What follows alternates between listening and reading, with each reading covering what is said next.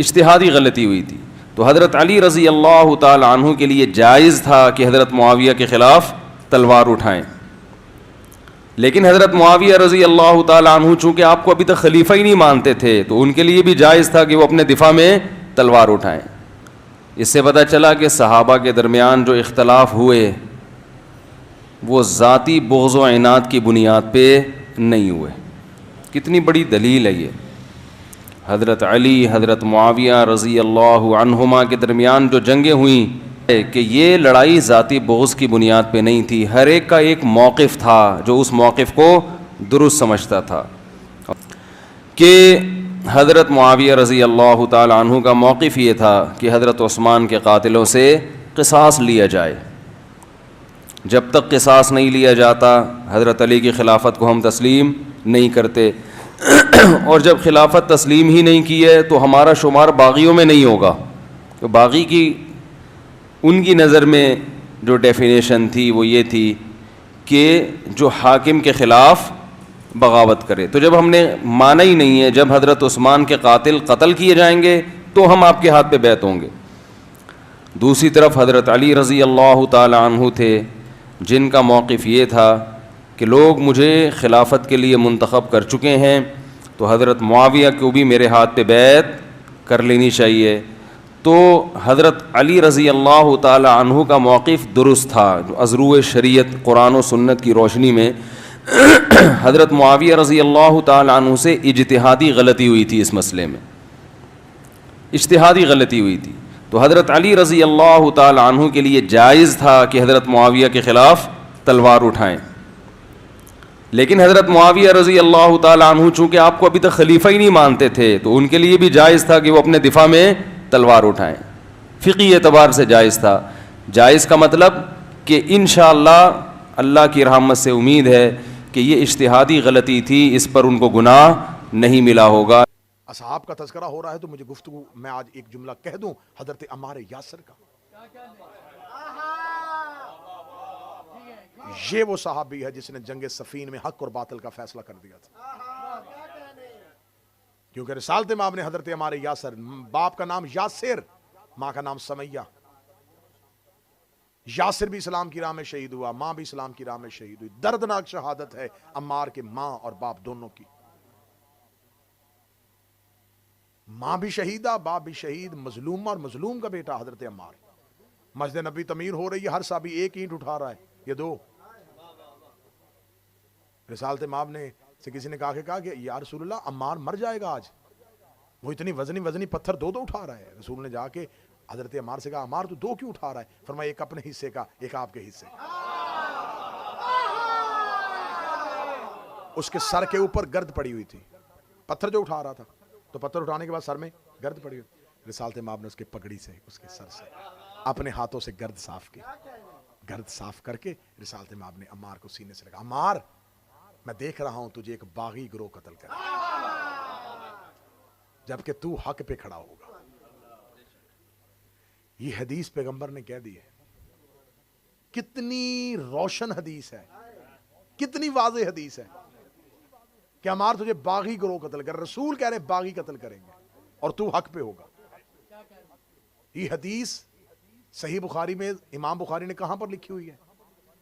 چاہیے تھا نا یہ جہاں جنگوں کے حالات ہو رہے ہیں, جہاں باب الایمان ہے, جہاں باب النفاق ہے, وہاں پر جا کے اس حدیث کو رکھتا تاکہ پڑھنے والوں کو حدیث سامنے آتی. جا کے صحیح بخاری جا کے گوگل سرچ کر کے دیکھنا یہ حدیث اس نے کہاں پر رکھی ہوئی ہے. مسجد میں صفائی کرتے ہوئے گرد پڑنے کے احکام, کہ جس باب کے اندر انہیں مسجد کا باب ہے نا, مسجد کا کہ مسجد کے کیا فضیلتیں اور کیا احترام ہے, اور مسجد میں صفائی کرنی اور صفائی کرتے ہوئے ڈسٹ اگر پڑ جائے, وہاں پر جا کے چھوٹی سی ایک سائڈ پہ یہ حدیث لکھی ہوئی ہے. جبکہ یہ ہے معیار, یہ ہے صحابی. میدان جنگ میں ادھر علی کا لشکر ہے, ادھر معاویہ کا لشکر, درمیان میں علم لے کے ہمارے یاسر آ گئے. درمیان میں کھڑے ہوئے علی کے لشکر سے نکل کے دونوں لشکروں کے درمیان میں آ گئے, اور درمیان میں آ کے لشکر معاویہ کی طرف دیکھ کے کہا سنو میں مصطفیٰ کا صحابی ہوں, کیا تمہیں نبی کی حدیث بھول گئی؟ عمار کے صرف نکل کے آنے کی وجہ سے 35 لوگ معاویہ کے لشکر کے نکل کے علی کے لشکر میں آ گئے. یہ نہیں کہ صرف ادھر سے لوگ ادھر گئے ہیں, جو ادھر سے آئے ہم وہ بھی گنتی پوری کریں گے. ادھر سے بھی 35 لوگ آئے, انہوں نے آ کے کہا علی تو حق کا امام ہے. ہمیں تو پتہ ہی نہیں تھا. عمار آ کے کھڑا ہو گیا ہے. جب حضرت عمار یاسر کی شہادت ہو گئی تو لشکر معاویہ میں کھلبلی مچ گئی کہ یہ کیا, ہمارے پاس تو نبی کی حدیث ہے, اسے باغی گروہ قتل کرے گا. تو باغی کیا ہم باغی ہیں, ہمارے ہاتھوں عمار قتل ہو گیا. تو عمر بن عاص جیسا چلاک لومڑی, اس نے فوری طور پہ جا کے کہا, اس نے کہا نہیں نہیں نہیں نہیں نہیں نہیں, یہ ہم نے قتل نہیں کیا, بلکہ عمار کا قاتل علی ہے جو اسے لے کے ہماری تلواروں کے آگے آ گیا. دیکھو علی کا مقابلہ کس دور کے کس لوگوں کے ساتھ ہے. اس نے کہا یہ تو وہ علی قاتل ہے, نہ علی لے کے آتا نہ عمار ہماری تلواروں سے قتل ہوتا. انہوں نے کہا ہاں ہاں ہاں ہاں ہم نے تو نہیں نہ قتل کیا, کیونکہ جس نے گناہ کیا ہو نا وہ تو اتنی جلدی بہانے پہ مان جاتا ہے.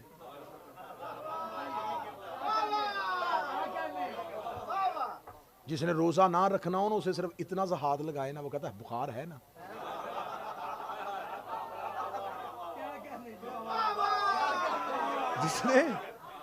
جس نے کوئی چیز چھوڑنی ہو تو بہانہ ڈھونڈتا ہے بھائی. آج کسی کو کہہ دو کسی بیٹا پردہ کیا کرو, وہ کہتی پردہ دیکھنے والے کی آنکھ میں ہوتا ہے. اگر پردہ دیکھنے والے کی آنکھ میں ہوتا ہے, نہیں پردہ ہمارا نہیں ہوتا, پردہ دیکھنے والے کا ہوتا ہے, اسے چاہیے وہ پردہ کرے, ہم کیوں پردہ کریں. تو اگر دیکھنے والے کی آنکھ میں پردہ ہوتا ہے تو کبھی بغیر چادر کے نماز پڑھ کے دکھا, اللہ کی آنکھ میں پردہ نہیں ہے.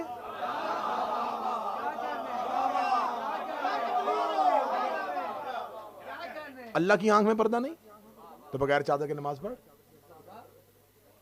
پردہ چہرے کا ہوتا ہے. اہل بیت کی حلال کی ہوئی چیز کو اگر اطاعت نہیں کر سکتے تو اسے حرام بھی نہیں کر سکتے, اور ان کی حرام کی ہوئی چیز سے اگر منع نہیں ہو سکتے تو اسے حلال بھی نہیں کر سکتے. میں بہت سے ایسے لوگوں کو تبلیغ کرتے ہوئے میں نے کہا کہ یار تم پتہ چلا ہے تم امام حسین کی محبت کرتے ہو, شراب پیتے ہو. وہ کہتے جی ہمیں نشہ ہی نہیں ہوتا. ہاں کتنی بدبختی ہے. اسلام نے نشہ حرام کیا ہے, ہمیں ہوتا ہی نہیں. تو پھر یا کچھ لوگ کہتے نہیں ہم بطور دوا استعمال کرتے ہیں. دوا میں شفا ہوتی ہے, جسے اہل بیت حرام کر دے اس میں شفا نہیں ہوتی.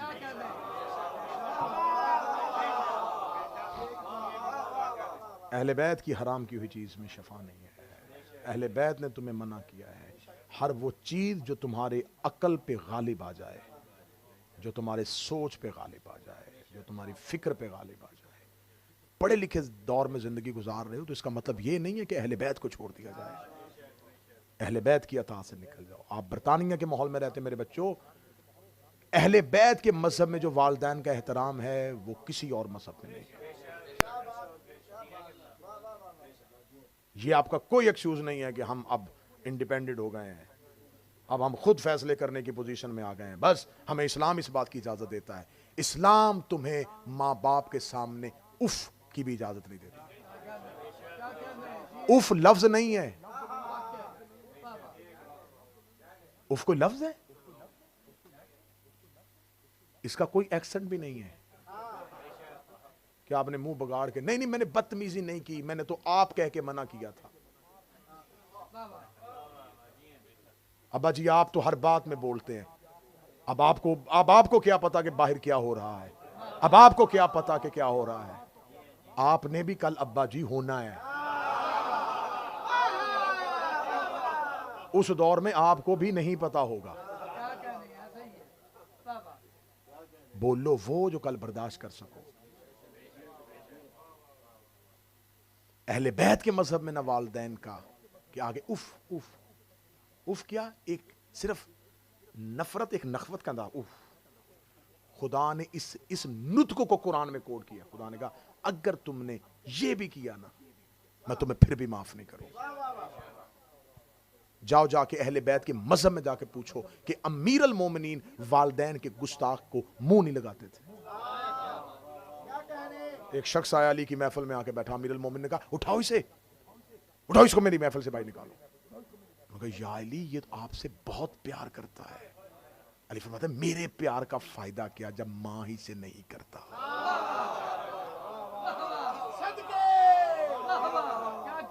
کسی صحابی نے اسے جا کے کہا علی نے کہا ہے کہ تو ماں سے پیار نہیں کرتا اور علی تم سے پیار نہیں کرتا. وہ فوراً آیا مولا کے پاس. مولا آپ نے میرے بارے میں یہ کہا. مولا میں اس لیے نہیں کرتا. مولا وہ چھوٹی چھوٹی باتوں پہ بار بار اصرار کرتی ہے تو اس لیے تھوڑا سا میں اس لیے ان چیزوں سے کتراتا ہوں. مولا آپ سے تو پیار کرتا ہوں. مولا فرماتے ہیں اس کی گود نے تمہیں مجھ سے پیار کرنے پہ مجبور کیا ہے.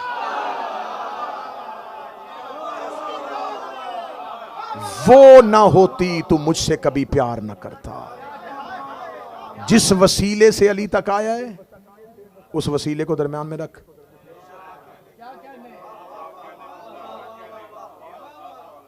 تیری ماں تھی جس تربیت نے تجھے مجھ تک پہنچایا. تو وسیلہ چھوڑ کے آ رہا ہے, علی وسیلہ نہیں چھوڑے گا. اسی وسیلے سے آ جس وسیلے سے میں نے تجھے اپنی محبت دی تھی. باپ کے ذریعے تم تک محبت پہنچی ہے تو باپ تمہارا علی تک پہنچنے کا وسیلہ ہے. کوئی لشکر کا نہم بنیان اور مرصوصہ کی منزل پہ نہیں آیا. حسین 72 لے کے کربلا آیا.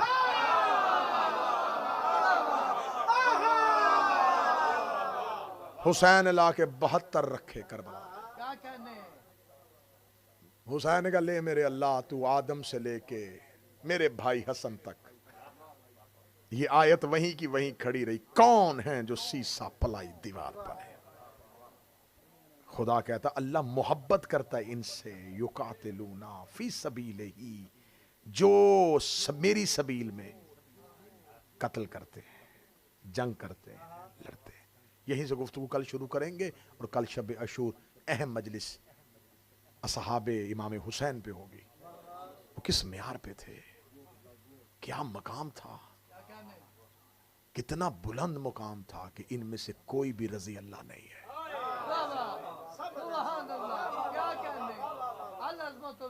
یہ سارے علیہ السلام. میں ان میں سے چند وہ نام ضرور کل آپ کے سامنے بیان کروں گا, کیونکہ ہمارے پاس اصحاب میں سے صرف 2 یا 3 ہی کی بات بچوں کو پتا ہے. یا حر کو جانتے ہیں, یا حبیب ابن مظاہر کو جانتے ہیں. تمہیں پتا ہو کہ زہیر کون ہے, عابس شاکری کون ہے. تمہیں پتا ہونا چاہیے کہ مسلم ابن اوسجہ کون تھا. یہ کون سے معیار تھے. وہاب قلبی کون تھا, ابو سمامہ کون تھا. یہ کون لوگ تھے, کس معیار پہ تھے, کہاں سے چنے تھے حسین نے یہ پھول. یہ کوئی تاریخ کے نامور لوگ نہیں تھے, یہ اپنے علاقوں میں گمنام لوگ تھے. یہ کوئی بہت بڑے امیر نہیں تھے, بہت بڑے جنگجو نہیں تھے. کچھ معیار تھا جو حسین نے تراشا تھا, جس پہ یہ پورے آئے ہیں, اور حسین نے کربلا بلا.